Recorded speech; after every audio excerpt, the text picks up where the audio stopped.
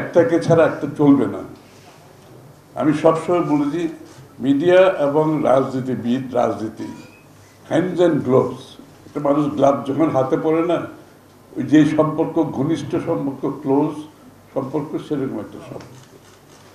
তো আসলে আমাদের সব সমাধানগুলো বাংলাদেশের আমরা পিসমিল সমাধান করি। কখনো গণতন্ত্রের জন্য আমাদের প্রাণ দিয়ে ফেলছি, গণতন্ত্রের জন্য, আন্দোলনের জন্য, প্রয়োজন বোধে দেশের জন্য, মানুষের জন্য। আবার মিডিয়ার ইস্যু যখন আসে, মিডিয়ার কিছু আলোচনা হয়। তারপরে আপনার অর্থনীতির উপর এক এক সময় আলোচনা হয়। এই যে সামগ্রিকভাবে একটি গণতান্ত্রিক সমাজ দেশ যদি চলতে হয়, যে প্রত্যেকটি গণতন্ত্রের সাথে যে স্তম্ভগুলো আছে, গণতন্ত্রের সাথে জড়িত যে বিষয়গুলো আছে, আমরা যদি একসাথে অ্যাড্রেস করতে না পারি, তাহলে কিন্তু গণতান্ত্রিক প্রক্রিয়া, যেটাকে আমরা প্রাতিষ্ঠানিক রূপ দেওয়ার কথা বলছি, সেটা সম্ভব হবে। আজকে সাংবাদিকের যে মানবেতর জীবনযাপন করছে সাংবাদিকরা, এটার একমাত্র কারণ হচ্ছে বাংলাদেশের গণতান্ত্রিক প্রক্রিয়া সম্পূর্ণভাবে বন্ধ করে দিয়ে যে রেজিম সৃষ্টি করা হয়েছিল, সেই রেজিমে সাংবাদিকরা শুধু না, আমি বলছি ব্যবসাতে যারা সত্যিকার অর্থে ব্যবসা করতে চেয়েছে, তারাও কিন্তু ব্যবসা করতে পারেনি। ব্যবসা তো ছিল না, এটা লুটপাটের একটা ব্যবসা হয়েছে। তো সেখানে সাধারণ ব্যবসায়ীদের কিন্তু ব্যবসার সুযোগ ছিল না। একইভাবে সাংবাদিকতার বেলায় কিন্তু তাই হয়েছে, যে আপনার সাংবাদিকতার কোনো অবস্থা নাই এখানে, আনলেস আপনি ওয়ান অফ দোজ, ওই যে সাংবাদিকগুলোর কথা ওনারা এতক্ষণ ধরে বলেছে, যে যারা সরকারের সুযোগ সুবিধা নিয়ে সাংবাদিকতা করে সরকারের কাজটাই করেছে, তাদের নির্দেশনায় কাজ করেছে। এই জন্য আমি কোনো সময় আশ্চর্য হইনি। যাই হোক, আজকের প্রেক্ষাপটে আমাদের নতুনভাবে চিন্তা করতে হবে। আমি একটা কথা প্রত্যেক দিন আমার বক্তৃতা রিপিট করি, আমি জানি যে আমি রিপিট করে ইচ্ছা করেই করি, সেটা হচ্ছে শেখ হাসিনা পালিয়ে যাওয়ার পরে বাংলাদেশের জনগণের মনোজগতে যে পরিবর্তন এসেছে, যে প্রত্যাশা জেগেছে, যে আকাঙ্ক্ষা জেগেছে, যে রাজনীতিবিদ এবং যে রাজনৈতিক দল সেটা বুঝতে পারবে না, ধারণ করতে পারবে না, বাংলাদেশের রাজনীতিতে আগামী দিনে তাদের জন্য কোনো জায়গা থাকবে না। এটা নতুন বাংলাদেশ এবং মানুষের আকাঙ্ক্ষা প্রত্যাশার জায়গাটা অন্য জায়গায় চলে গেছে। যে সমস্ত রাজনীতিবিদ বুঝবে না, যে রাজনৈতিক দল বুঝবে না, তাদের কোনো ভবিষ্যৎ নাই বাংলাদেশে। আমি ইংরেজিতে বলি, politicians better wake up and smell the coffee, simple is that. সুতরাং যে সাংবাদিকতার যে জীবন, যেভাবে আমাদের রাজনীতিতে আমরা পরিবর্তন আনতে হবে, আমাদের অর্থনীতিকে গণতন্ত্রায়ন করতে হবে, কথাটা কিন্তু আমরা শুরু করেছি, আপনারা খেয়াল করেছেন কিনা। রাজনীতি শুধু গণতন্ত্রায়ন করলে চলবে না, আপনার অর্থনীতিকে গণতন্ত্রায়ন করতে হবে, আপনার মিডিয়াকে গণতন্ত্রায়ন করতে হবে।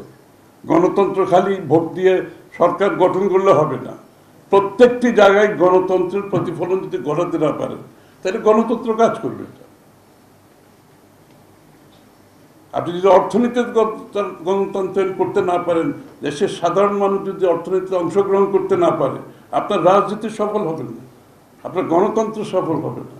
সাংবাদিকদের বেলায় তাই, তারা যদি মুক্তভাবে তাদের সাংবাদিকতা গণতান্ত্রিক পরিবেশে, মুক্ত পরিবেশে তারা যদি পালন করতে না পারে, তাহলে গণতন্ত্র কাজ করবে না।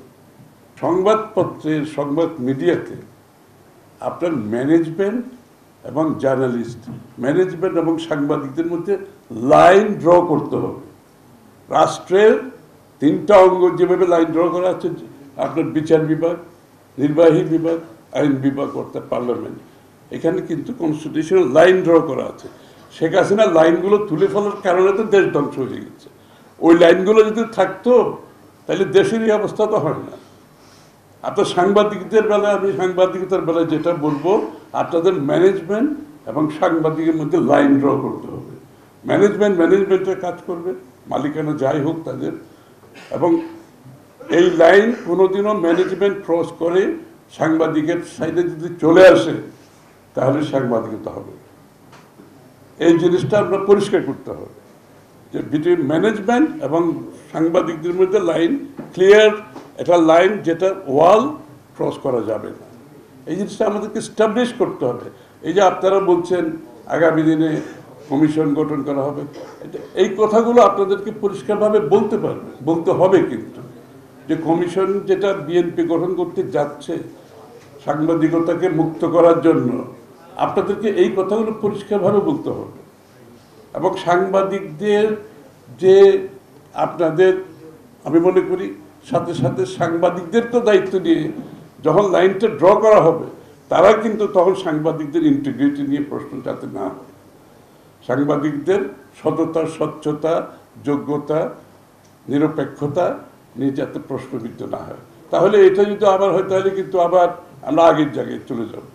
আমি তারেক রহমান সাহেবেরকে একটা বড় ক্রেডিট একটা কারণে দিই, উনি যদি সাংবাদিকদের মুক্ত কথা বলছেন, আগামী দিনে কমিশন হবে ইনশাআল্লাহ, আমরা মুক্ত সাংবাদিকতা চাচ্ছি, কিন্তু উনি একটা যেটা ডেমনস্ট্রেট করেছে, এই যে 5ই অগাস্টের পরে ওনার উপর একটা কার্টুন হয়েছিল, আপনারা দেখেছেন না? ওনাকে করে একটা কার্টুন করেছিল, মানে ওনাকে ব্যঙ্গ করে একটা কার্টুন হয়েছে। এটা নর্মাল একটা পলিটিশিয়ানের রিয়েকশন কি হয়, তার মনে একটা ক্ষোভ আসে, রাগ আসে, হ্যাঁ, প্রতিবাদের একটা কথা আসে, মাথায় আসে।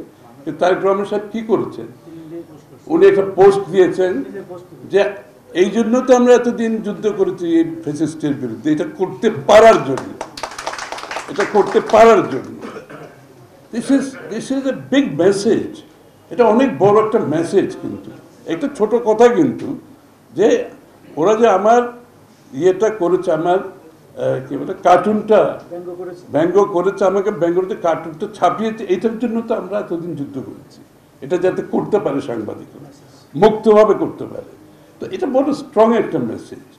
তো আমি এই জন্য আমরা অত্যন্ত, আমার মধ্যে আশার সঞ্চার হয়েছে যে আমাদের নেতৃত্বের মধ্যে যখন এই ধরনের একটা বড় ধরনের পরিবর্তনের একটা চিন্তা আসে, তখন আমরা সবাই আশাবাদী হই।